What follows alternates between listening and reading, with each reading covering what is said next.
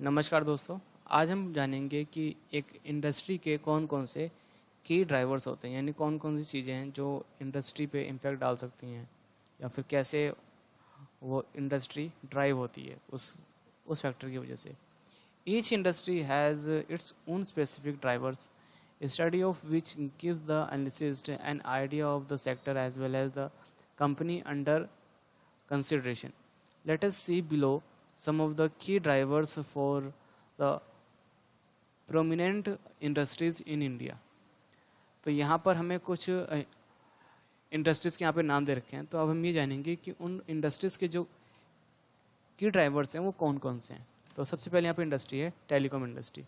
एक की parameter while analysing this sector is average revenue per unit.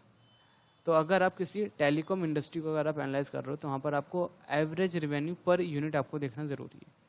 It is calculated by total revenue divide by number of subscribers and the higher it is the better for the company. तो आपको ARPU आपको निकालना ज़रूरी है, यानी average revenue per unit. और ये कैसे कैलकुलेट होगा? टोटल रेवेन्यू को आपको डिवाइड करना है नंबर ऑफ सब्सक्राइबर से। तो यानी कि उनकी जो उस कंपनी की, ठीक है, या फिर जो वो जो इंडस्ट्री है उसकी जो टोटल रेवेन्यू है उसको आप डिवाइड कर दोगे नंबर ऑफ सब्सक्राइबर से, तो आपको ARPU आपके पास आ जाएगा। तो ये जितनी ज़्यादा होगी उतना ही बेटर होगा कंपनी के लिए। It must be noted that India has among the lowest ARPUs in the world. Other parameters like mobile penetration and spectrum costs are also important for the telecom industry. तो अगर हम India की बात करें तो India में जो ARPU है वो सबसे कम है, और इसके अलावा जो स्पेक्ट्रम है और पेनिट्रेशन है ये भी कुछ इंपॉर्टेंट पैरामीटर हैं जिनको आपको देखना ज़रूरी है, मतलब इनकी जो कॉस्ट है वो देखना ज़रूरी है। नेक्स्ट जो हमारी इंडस्ट्री वो है IT BPO KPO। The IT sector in India grew primarily due to a large available pool of English speaking young talent at a low cost. IT companies earn in dollars and spent in rupees and made huge profits. Even today, USDINR rate, attrition rate among employee, concentration of revenues with selected clients, consideration of geographics, etc. are important parameters to watch out for an IT and related sectors. तो India में ये है कि जो IT sector है उनको ज़्यादा ज़रूरत है यंग टैलेंट की, जो कि जिनको इंग्लिश बोलनी आती हो, क्योंकि जो यहाँ पर यंग टैलेंट है वो आपको लो कॉस्ट में मिल जाता है। तो जो IT सेक्टर्स की जो कंपनीज होती हैं वो क्या करती हैं, वो मनी अर्न करती हैं डॉलर्स में और स्पेंड करती हैं रुपीज़ में। तो यहाँ पे उनके लिए एक अच्छा खासा उनको यहाँ पे रिटर्न मिल जाता है। तो यहाँ पर आपको ये देखना ज़रूरी है कि उनके जो क्लाइंट हैं और उनके जो एम्प्लॉयज़ हैं वो कहाँ के हैं, वो इंडिया के हैं या फिर बाहर के हैं। तो अगर आप इन सारी चीज़ों पर अगर फोकस करो तो थोड़ा सा आपको थोड़ा सा और चीज़ें समझ में आएंगी कि हाँ कि ये ऐसी चीज़ें हैं जो कि इस इंडस्ट्री को जो ड्राइव कर सकती हैं। नेक्स्ट इंडस्ट्री हमारी बैंकिंग, NBFC और housing. Monetary policy by the RBI is the single largest impacting factor for this sector. तो जो RBI है वो अकेला ही एक ऐसा इम्पोर्टेंट फैक्टर है जो कि इस बिजनेस मतलब इस इंडस्ट्री को थोड़ा सा हिला के रख सकता है।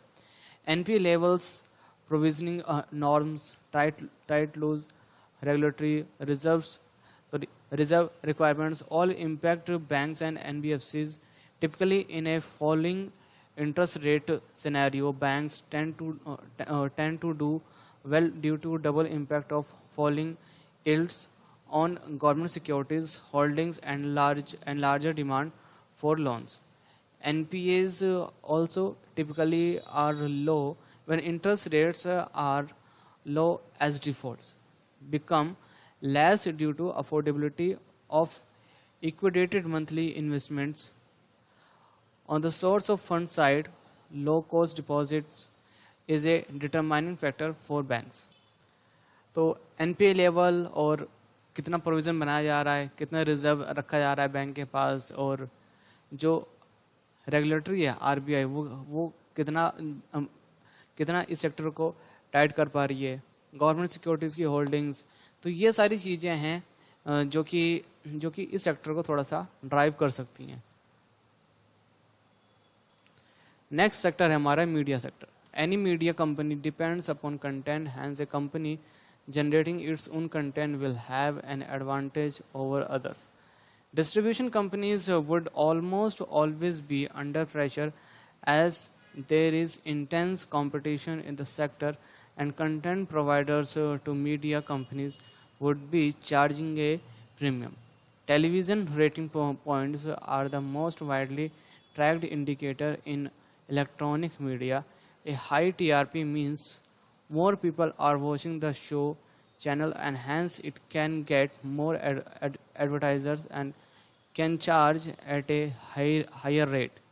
Whether electronic or print in media content and viewership.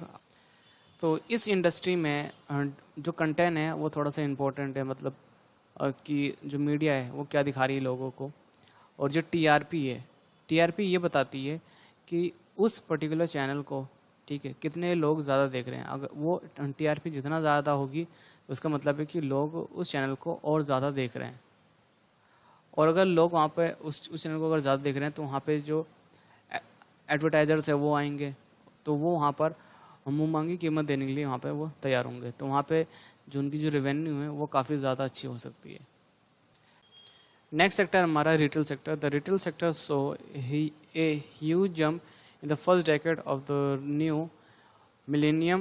Retail store formats rely on low cost procurement of goods from manufacturers and selling it on wafer hem margins to a large number of people. Hence, food falls becomes an important industry driver. Nowadays, many retail chains have started integrated backwards and have started selling their own products as well. Margins are obviously higher when they sell their own products at their own counters. तो जो हमारे retail store वाले होते हैं तो वहाँ पे उनके लिए जो प्रॉफिट होता है वो काफ़ी कम होता है, यानी वहाँ पे जो उनका प्रॉफिट मार्जिन होता है वो बहुत कम होता है। लेकिन ये कुछ ऐसी इंडस्ट्रीज़ हैं, अगर ये ख़त्म हो जाती हैं, ठीक है, यानी कि अगर जो रिटेल स्टोर्स हैं अगर वो बंद हो जाते हैं तो वहाँ पे जो ये इंडस्ट्री है उसको काफ़ी बड़ा झटका लगेगा, क्योंकि बहुत सारे रिटेल्स ऐसे हैं जो कि अब उन लोगों ने अपने खुद की जो प्रोडक्ट्स हैं वो बेचना उन्होंने स्टार्ट कर दिया है। नेक्स्ट टॉपिक है हमारा regulatory framework. Industry analysis cannot be complete without adequate knowledge of the rules of the game. Even small changes in regulatory framework can have big impact on the businesses. तो किसी भी industry का analysis तभी पूरा हो सकता है जब आप ये जान लो कि उस इंडस्ट्री को कौन रेगुलेट करता है, उसके जो रूल्स एंड रेगुलेशंस हैं वो क्या हैं। तो आप जिस किसी भी इंडस्ट्री का आप एनालिसिस कर रहे हो तो वहाँ के जो रेगुलेटर हैं उनके बारे में आप ज़रूर जान लें। Therefore, analysis should pay enough attention to the regulatory aspect of the businesses. तो इसीलिए एक एनालिसिस्ट को जो वहाँ की जो रेगुलेटरी है उनके ऊपर अटेंशन देना बहुत ही ज़रूरी है, और वो किस किस तरीके से उस बिज़नेस पे इम्पैक्ट डाल सकते हैं। लास्ट टॉपिक है हमारा sources of information for industry analysis. तो अगर हमें एक इंडस्ट्री एनालिसिस करना है तो उसके जो सोर्सेज हैं वो हमको कहाँ से मिल सकते हैं। There are several sources of information on industry, some of them are stated below. तो यहाँ पे बहुत सारे सोर्सेज हैं इंफॉर्मेशन के, तो यहाँ पे कुछ आपको नीचे बता रखे हैं, जैसे कि industry report from various sources. तो आप इंडस्ट्री रिपोर्ट आप डाउनलोड कर सकते हो गूगल से, क्योंकि बहुत सारे जो मीडिया हैं या फिर बहुत सारी जो फर्म है वो इंडस्ट्री एनालिसिस करती हैं और वो जो रिपोर्ट्स होती हैं उनको वो शेयर कर देती हैं। एनुअल रिपोर्ट्स आप पढ़ सकते हो कंपनीज़ की, एसोसिएशन बॉडीज़ पब्लिकेशंस, ठीक है, तो यहाँ से भी आपको इन्फॉर्मेशन मिल जाएगी। रिलेवेंट मिनिस्ट्री, तो जो उस इंडस्ट्री से रिलेटेड जो मिनिस्ट्री है, ठीक है, उनकी जो वेबसाइट्स है और जो वो पब्लिश करते हैं, तो वहाँ से भी आपको उस इंडस्ट्री की बहुत सारी इन्फॉर्मेशन आपको मिल जाएगी। तो एंड में यहाँ पर हमको कुछ क्वेश्चंस दे रखे हैं, तो ये आप पढ़ लीजिएगा, ठीक है। तो यहाँ पे बस ये सैम्पल्स क्वेश्चन है। तो आज के लिए बस इतना ही, मिलते हैं नेक्स्ट वीडियो में। नेक्स्ट वीडियो से हम स्टार्ट करेंगे हमारा नेक्स्ट चैप्टर। तो इस वीडियो को पूरा देखने के लिए और मैसेज जुड़े रहने के लिए आपका बहुत बहुत धन्यवाद। मिलते हैं नेक्स्ट वीडियो में।